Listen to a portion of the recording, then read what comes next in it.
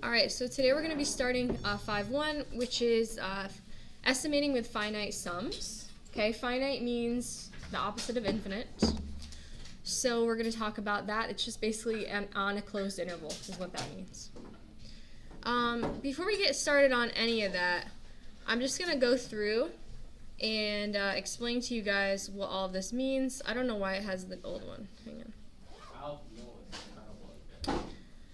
Alright, of course it somehow saved on top of it, so give me a minute.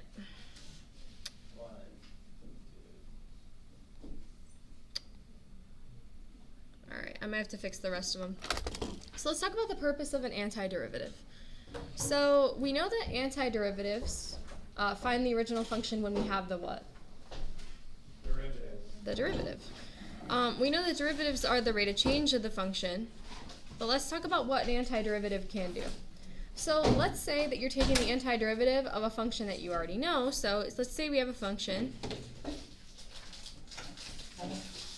y prime equals x squared. So if we have that function, what would you guys tell me is the antiderivative of that function? 2/3 x to the third. 2/3 x to the third. Nope. No, it's x squared plus c. X squared plus c, thank you. Alright, so if we were to go ahead and...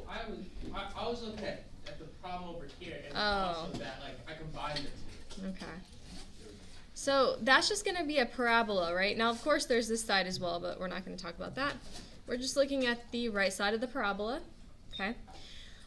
If I found a point on that parabola, let's say that x-coordinate at that point was 2.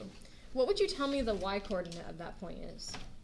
4 4. plus And, c. and you could, no, just 4.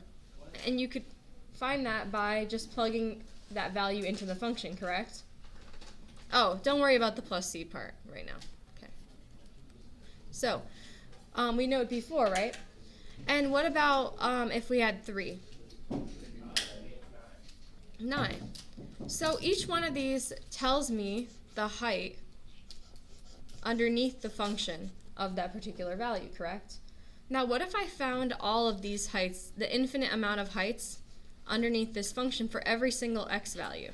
What would we essentially be finding when we did that? The curve. The area under the curve. So that's what anti-deriving does. It helps you find the area under the curve. But let's say you didn't know how to do any of that calculus.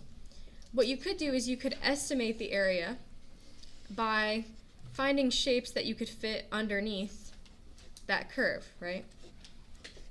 And the smaller you make the shapes, the more exact your answer will be. Precise, exactly. So we're going to talk today about using rectangular approximation in specific. There's other types, we'll get to that as well, but we're going to talk about rectangular approximation. So we have something called rectangular approximation method, RAM. That is a question I'd ask you on a quiz or test, like what that abbreviation stands for. So we call this a Riemann sum. You're using Riemann sum. This is where you approximate or estimate the area under the curve of a function. So you should know these definitions, what it stands for and what the definition is for a quiz or test. Okay? What is it? I don't know yet Why? because I am planning this for the first time ever and I have 2 other classes. So, given the following graphs of the function y equals x squared, estimate the area under the curve from x equals 0 to x equals 2 using 4 rectangles. So for some reason, my slide saved over, so let me go ahead and erase everything. Give me a second. Erase. So, the number of rectangles you're going to use to approximate, you're always going to need one more value on the function. So if you want to get 5 or 4 rectangles, you're going to need 5 values on the function, right? Because they're going between the values. Does everybody see what I'm saying by that? So if we're trying to use 4 rectangles, that means we're going to have to break up our function 5 ways, 5 pieces, okay? So we're trying to go from x equals 0 to x equals 2. So from 0 to 2, that's from here to here, correct? But we're trying to fit 4 equally spaced rectangles here, okay, with equal width. So right now we have enough to fit how many? 2. 2. So what can we do to mediate this? Split those in half. Split these in half equally, yep. So we got 0.5 and 1.5. You could also write it as a fraction if you want. So what we're going to do is each one of these intervals represents one of the rectangles we are going to create. Okay? So do you see why we needed 5 values to draw 4 rectangles now? Okay. All right, so we're going to use something called left approximation first. So we're going to start with left approximation. So there's 3 different types. Left means we're going to use the left value to determine the height of that particular rectangle. So what that means is for each particular interval, the one in the yellow, there's 2 values. There's 0 and 0.5. So we're going to use which of those for this one? The leftmost 0. 0. So you're going to find the height of 0 and you're going to put a point. Thank you. That was quick. And then what you're going to do is you're going to draw with your ruler the height of that, which of course is 0, across until you get to 0.5. Now for the next interval, we have 0.5 to 1. So with 0.5 to 1, which one is the left side? 25. Yes. So with that one, you're going to go ahead and draw your height across using 0.5.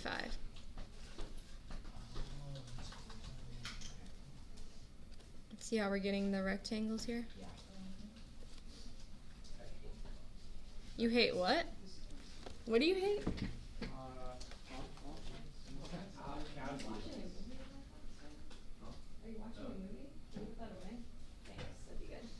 Okay, so for the next one, we're going to go ahead and get the height of the next one. So we're going to use 1 and 1.5.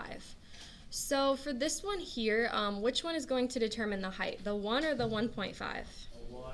The 1. So you're going to put a point at the 1, and then you're going to go ahead and draw your value across like so. And as you do that, you're going to create rectangles here, like so. Mine don't look perfect, but you get the idea, hopefully. Nowhere near. Yeah, nowhere near, I know. Really calling me out today. Okay. For the next one, it's going to be determined by the 1.5 or the 2? 1.5. The 1.5, good.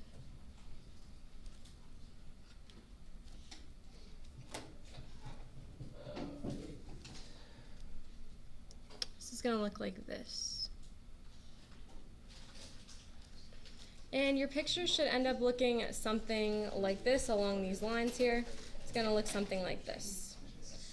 All right, so do we have any questions about this part so far? Okay. All right, go ahead. What do the rectangles represent one more time? Sorry? What do the rectangles represent? Oh, I got you. So they represent the approximate area under the curve from 0 to 2. Okay, got it. But the more rectangles we do, the more precise it is. Ah, okay. Exactly.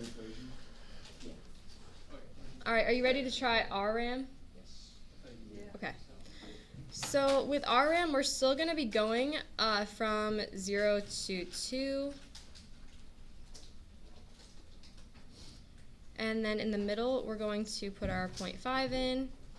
And we're going to put in our 1.5. Because remember, we're trying to get 4 rectangles, correct? So what's going to determine the height of the first one? The rightmost portion. Which is going to be 0.5. 0.5. So on this one, 0.5 is going to determine the height because that's the rightmost point of that interval. What about for the next one? 1. Exactly. What about for the next one? Good. Yes. So the rectangular approximation method. Is literally adding up rectangles. So what you're going to notice, and this is like not this lesson, but you may have just noticed it, with right approximation, when your function's increasing, it's going to be an over approximation. Okay? Yes, and then if it were decreasing, it would be the opposite. So maybe you guys saw that, maybe not, but that's just something that we'll eventually get to. That is a thing. All right.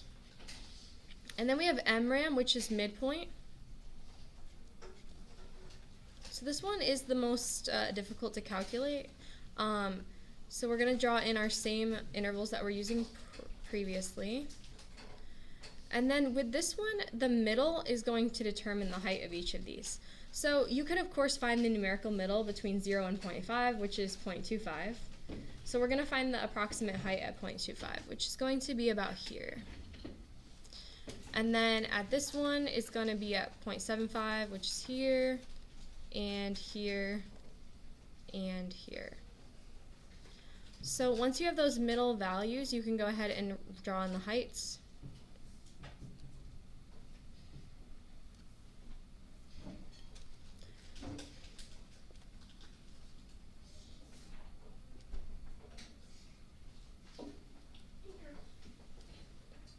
And they're gonna look something like that. So does anybody have any questions for me about this part here? Everybody see how we drew our, yes. Would the middle be like the most precise out of all of them? Yes, it is the most precise. Good observation. Yeah, we'll talk more about precision and all that stuff as we get into it, but you guys might start noticing these kind of things like, you know, on your own as well. But yeah, exactly. Middle is going to be the most precise because, of course, That's over and under. over and under. Yep. All right. So now we're going to actually do some where we actually do the calculations. All I wrote down here is that you always need one more interval value than the number of rectangles. I'm just explaining to you, like, sometimes it can be confusing. You're thinking, I need 4 rectangles. I need to break up my numbers by 5. So you just need to always have one more value because, of course, they're in between them. Okay. All right. So this is just a little picture to show you the comparison. So what this one's showing you is, do you see how all of these are left hand because they use the left height of the rectangles? Yes. And then do you see how these ones are all right? Because they're Yes. using the right side of the interval. Yes. And you see how this one's in the middle? Yes. Additionally, you might also notice, see how the MRAM uses really big rectangles? And RRAM and LRAM use smaller ones? What do you notice about the size of the rectangles? Like, how does it affect the precision? RRAM is smaller than rectangle, more precise. Exactly. So theoretically, what we're doing when we do integration is we're just finding the infinitely smallest possible rectangles and adding them all up in a way that we couldn't do this way. Now we're just kind of looking at the big picture and doing our own estimations, so you can learn what's happening on the backside of the calculation, basically. Yeah. Okay. So this is just reiterating what you guys already had talked about. It's just the fact that the smaller the rectangle, the more precise, as you can see with this curve. There's a little thing on your eCampus page. I put in something called GeoGebra. You can put in a function and it will do the calculation for you. So this is just kind of to help you check your work and see the visualization, and you can like change the size of the rectangles so you can get an idea of what it looks like. All right, so this formula here, this formula only works if the spacing of the rectangles is all the same. So they're like all the same size rectangles. I just want to make sure you're aware of that. But there is a little bit of a formula that can help you make this more streamlined. Yes? Why would they not be all the same? Like base is the same size? Correct. I'm sorry. Each of the intervals is the same width, should I say. Yeah, the height, of course, is different. Not make it? There's going to be examples. You'll see. It's more so tomorrow's lesson. But there are examples where we don't have the same height. Because we just... Is it to find like the same like distance from each other? Sort of, but there's going to be examples tomorrow where you don't have all the information. You only have some pieces of information, so you have to work with what you have, kind of. You'll see. So basically what this is saying that if you have them all the same space, you can use this formula. And the formula is just b minus a over n. N is the number of rectangles.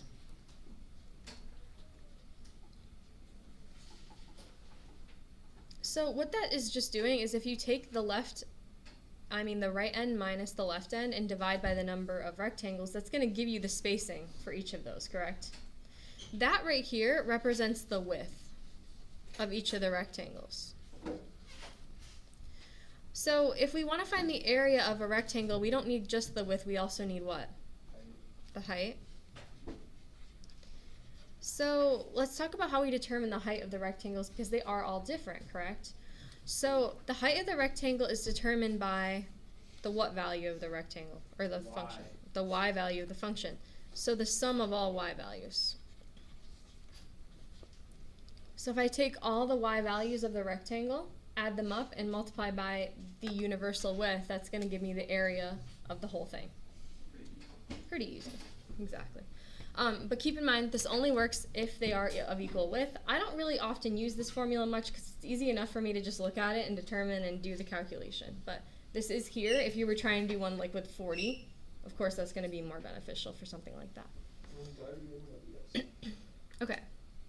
Yes, go ahead. Are you guys raising your hand? Yeah. Yeah, go ahead. Never mind. We'll probably get there. Okay. If we don't, at the end, let me know and I'll explain it. So this one says estimate the area bounded by the function. If they don't give you precise values, they have to give you the function because that's the only way we can get precise values. And the x-axis on the interval 2 to 5 with 3 rectangles, using all 3 methods. So what you're going to notice here is we have a sketch of the function. Why is this here? That's, the endpoint. It's called the... Limit? It's the vertical asymptote, because you see how this function isn't defined at 1? Oh, I didn't hear you guys say limit. I suppose it could be a limit. I don't know. It could be where the limit does not exist. Sure. So I'm just going to put in 2, 3, and 4, and 5, because that's the interval we're working with. So everybody see why I chose those. Okay. So it says I need 3 rectangles, so do I need to break this up any further? No. No, because this will fit perfectly 3 rectangles, right? So with left approximation method, remember, for each of these intervals, we're using the left side's height.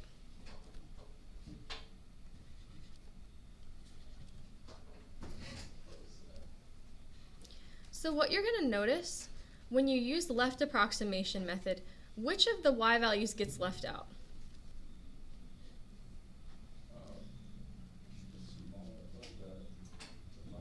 The 5. See how we never actually use the height of the 5 in any of our math here? But on the right approximation method, we never use the what? The 2. So the idea here is you don't have to draw this every time. Once you get the hang of it, you'll know which values to use. But you can draw it to get a visualization of what's happening.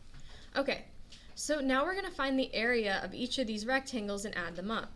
So we're going to do this one. We're going to do this one and this one. I'm just going to color code it to make you guys, hopefully help you guys see what's happening. So I'm going to do this one, and this one. And remember, once I find those areas, all I need to do is add them up.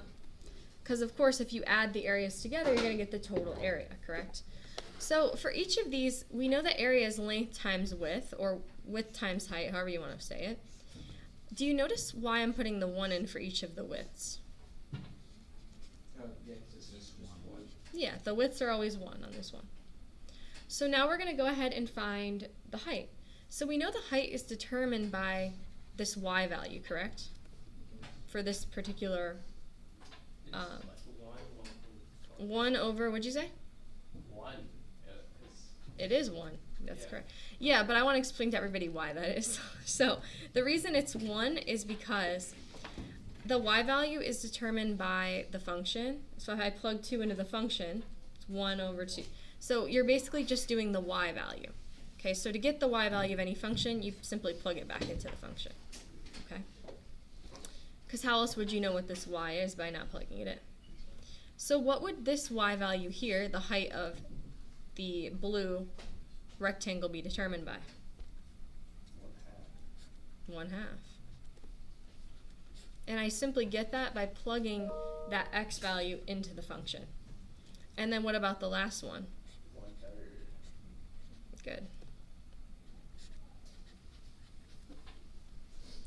So that gives me 1 plus 1/2 plus 1/3, which is 6 over 6 plus 3 over 6 plus 2 over 6, which is 11 over 6.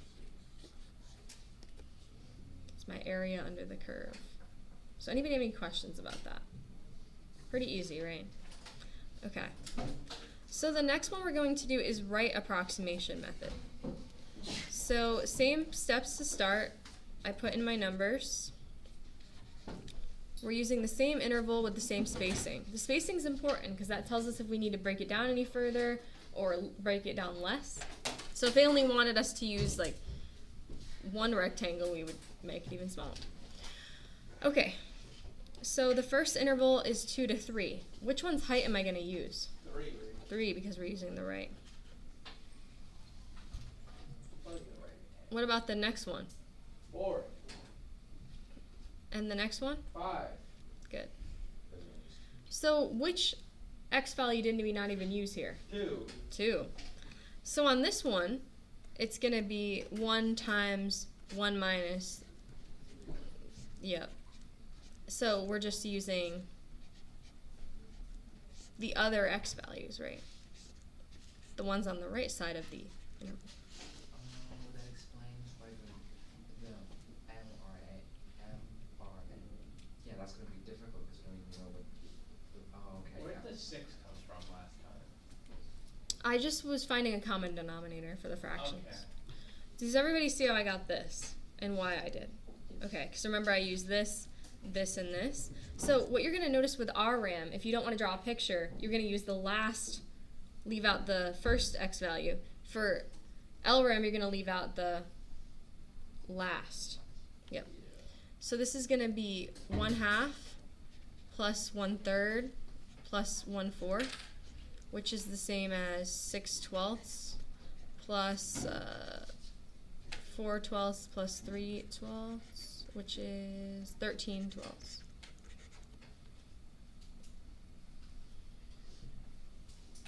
So any questions about that? No. All right, and then the last one.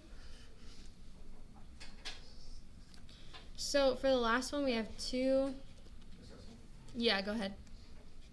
So can you like find a common denominator for left RAM and right RAM to find middle RAM? Can you average them together? Yeah. Or that just give you like a more precise version of it still. Yes, we actually have a whole section where we're going to talk about that. So you'll see the different approximation methods of the averages as well. So, but yes, good inferences so far. So MRAM, remember for MRAM, what determines the height of each of these rectangles? The Middle point. The middle, which is, do you guys see why it's 2.5, 3.5, and 4.5? Yes. So I use that height for each of them. I draw my rectangles. And then when I go to do the calculation, of course the width is the same. But what am I going to use for my x value? 3.5, 3.5, 4.5. Exactly.